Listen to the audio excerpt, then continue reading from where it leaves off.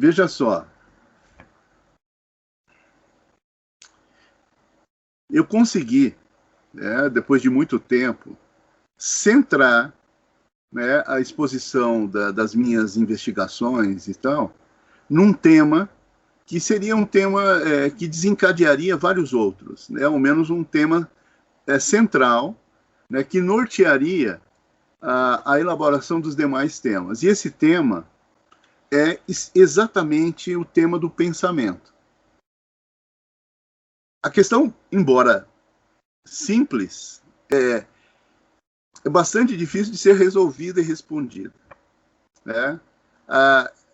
Eu começaria, então, perguntando o que é o pensamento. Como que nós devemos entender o que seja pensamento? Como que surge? Ou como que surgiu o pensamento? Como ele se desenvolve? Para onde ele se encaminha? Quais são as possibilidades de desdobramento do pensamento? Então, um tema central seria esclarecer o que é o pensamento, por diversos motivos e diversas razões.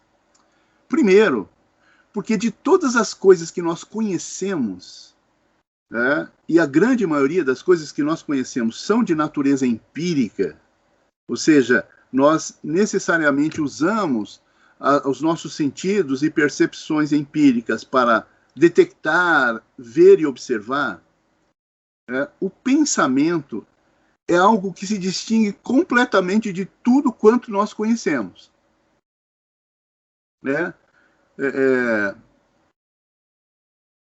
É um objeto único, em função das suas características. E o pior, o mais interessante, é que ele está o tempo inteiro conosco. Quer dizer, ele está aqui agora. Mas aí, onde ele está? Como ele está? Como percebê-lo? Como notá-lo?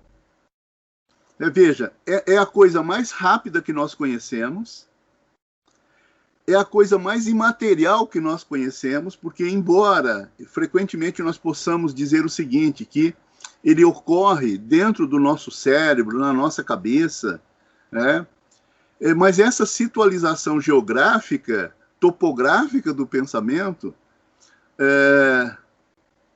assim, aparentemente está acontecendo ali, mas nós não sabemos como que está acontecendo. E o mais interessante, para ver o pensamento, para observar o pensamento, nós precisamos usar o próprio pensamento. Quer dizer, o pensamento é algo que só pode ser compreendido e visualizado por ele mesmo. E, ao mesmo tempo, é ele que nos permite a visualização de todos os outros objetos da realidade. Quer dizer, ele é uma realidade dentro de si mesma. É uma realidade muito única, muito própria.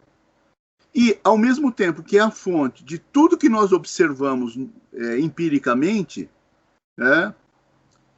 ele, e apenas ele, pode ser objeto para si mesmo. Isso coloca uma série de questões. E uma dos meus objetivos, ou um dos objetivos que eu assumi na investigação do pensamento, era conseguir determinar como que ele surge, como que ele aparece. Como que nós visualizamos o pensamento? Como que nós podemos compreender a sua origem? Nunca nos esquecendo, obviamente, que qualquer que seja a explicação que venhamos a dar a respeito da origem do pensamento, de como ele funciona, isso terá que ser feito com o próprio pensamento. Quer dizer, o pensamento se autoexplicando. Essa é a questão que eu poderia colocar como uma questão de fundo das minhas investigações, ao menos até esse momento.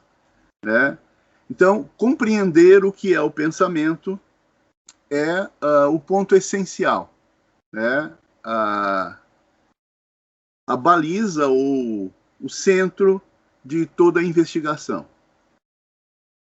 Bom, existem muitas dificuldades de você entrar na caracterização do pensamento, né? E uma das coisas que eu me proponho é fazer isso, né?